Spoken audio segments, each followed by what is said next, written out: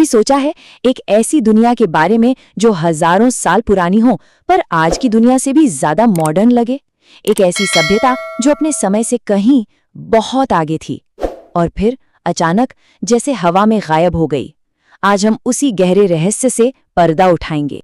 चलिए एक सफर पर चलते हैं, समय में पीछे, आज से लगभग 5000 साल पहले। जब मिस्र में पिरामिड बन रहे थे तब यहाँ हमारी ही जमीन पर एक पूरी तरह से विकसित शहरी सभ्यता फल फूल रही थी। है ना हैरानी की बात? और जब हम शहर कहते हैं तो हमारा मतलब कोई कच्ची बस्तियों से नहीं है। हम बात कर रहे हैं सीधी चौड़ी पक्की ईंटों की सड़कों की जो एक दूसरे को बिल्कुल 90 डिग्री के एंगल पर काटती थीं, मानो किसी ने आज के जमाने का सिटी मैप हजारों साल पहले बना दिया हो। सिर्फ सड़कें ही नहीं, जरा सोचिए, हर घर में अपना खुद का बाथरूम, और वो भी एक अंडरग्राउंड ड्रेनेज सिस्टम से जुड़ा हुआ। ये उस जमाने के लिए किसी चमत्कार से कम नहीं था। तो आखिर कौन थे ये लोग? क्या हुआ इस कमाल की सभ्यता का? चलिए पता लगाते हैं। तो चलिए पलटते हैं इतिहास के वो पन्ने जो सदियों तक जमीन के नीचे दबे रहे। एक ऐसी भूली बिसरी दुनिया की कहानी जो 20वीं सदी में अचानक हमारे सामने आ गई। इसे कहते हैं सिंधु घाटी सभ्यता, या जैसा कि हम में से ज्यादातर लोग जानते हैं, हड़प्पा सभ्यता। और ये कोई मामूली कबीलों की बस्ती नहीं थी। नहीं, ये दुनिया की सबसे पहली और सबसे एडवांस्ड शहरी सभ्यताओं में से एक थी। ये लोग कमाल के इंजीनियर थे, बड़े व्यापारी थे और एक बेहद ऑर्गेनाइज्ड समाज का हिस्सा थे। जरा इस टाइमलाइन पे नजर डालिए। ये सभ्यता करीब करीब 4000 साल पहले खत्म हो गई और हमें इसके बारे में पता चला सिर्फ 100 साल पहले। सोचिए, पूरे 4000 साल तक इतिहास का इतना बड़ा चैप्टर हमसे छुपा हुआ था।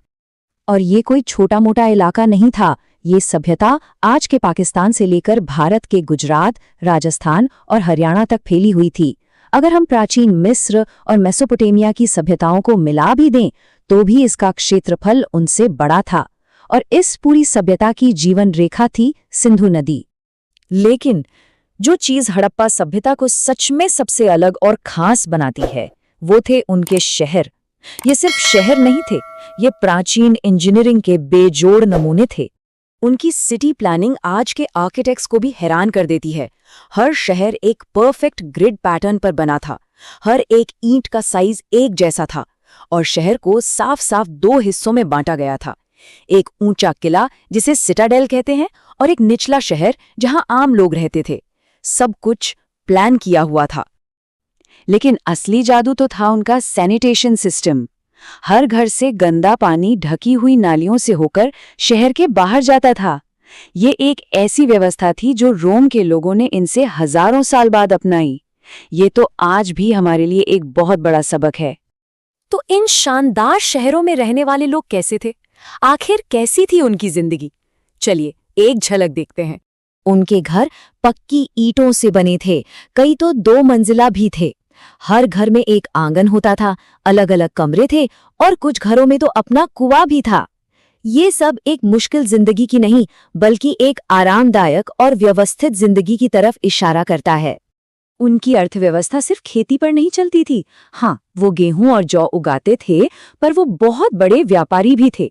पता है, उनकी मोहरें हमें आज के इराक यानी मेसोपोटामिया तक मिली हैं। वो बहुत खूबसूरत गहने यानी मनके बनाते थे और मेटल के काम में भी उस्ताद थे। और उनके व्यापार का सबसे बड़ा सबूत ये बाट और माप। पूरी सभ्यता में हजारों किलोमीटर के दायरे में हर बाट का वजन बिल्कुल एक जैसा था। ये बताता है कि उनका व्यापार कितना निष्पक्ष और ऑर्गेनाइज था। इतना सब कुछ जानने के बाद भी सच तो ये है कि हड़प्पा सभ्यता एक रहस्य का समुंदर है।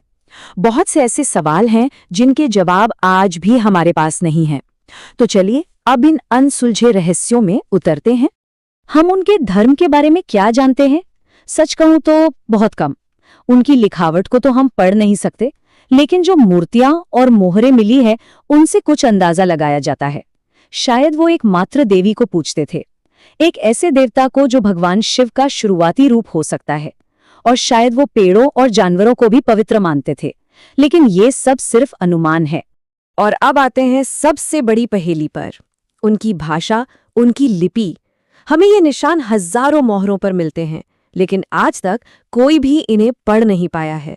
जरा सोचिए, एक पूरी सभ्यता की आवाज खामोश है और हम नहीं जानते कि वो हमसे क्या कहना चाहते थे। और यही हमें उस सबसे बड़े और सबसे परेशान करने वाले सवाल पर लाता है, आखिर इतनी महान, इतनी विकसित सभ्यता गायब कैसे हो गई? इसको लेकर कई थ्योरीज हैं। कुछ कहते हैं कि क्लाइमेट चेंज की वजह से सूखा पड़ गया, कुछ का मानना है कि नदी में भयानक बाढ़ आ गई। एक थ्योरी ये भी है कि किसी ने उन पर हमला कर दिया, या फिर शायद वो बस समय के साथ धीरे धीरे खत्म हो गए। हर थ्योरी के लिए कुछ सबूत हैं, पर कोई भी पूरी कहानी नहीं बताता। सच आज भी एक रहस्य है। तो इन सारे रहस्यों के बीच हम हड़प्पा से क्या सीख सकते हैं? क्यों ये खोई हुई दुनिया आज भी हमारे लिए इतनी जरूरी है? इसकी विरासत बहुत गहरी है। ये दुनिया के सबसे पहले और सबसे बड़े एक्सपेरिमेंट्स में से एक थी। शहर बनाने का, समाज को चलाने का और प्रकृति के साथ तालमेल बिठाने का। ये सिर्फ भारत का नहीं, बल्कि पूरे इंसानियत के इतिहास का एक बहुत ही कीमती और बुनियादी अध्याय है। हड़प्पा की कहानी हमें बार बार याद दिलाती है कि हम अपने अतीत के बारे में कितना कम जानते हैं, और ये हमें सोचने पर मजबूर करती है कि इतिहास की जमीन के नीचे न जाने और कितने रहस्य दफन हैं जो बस खोजे जाने का इंतजार कर रहे हैं।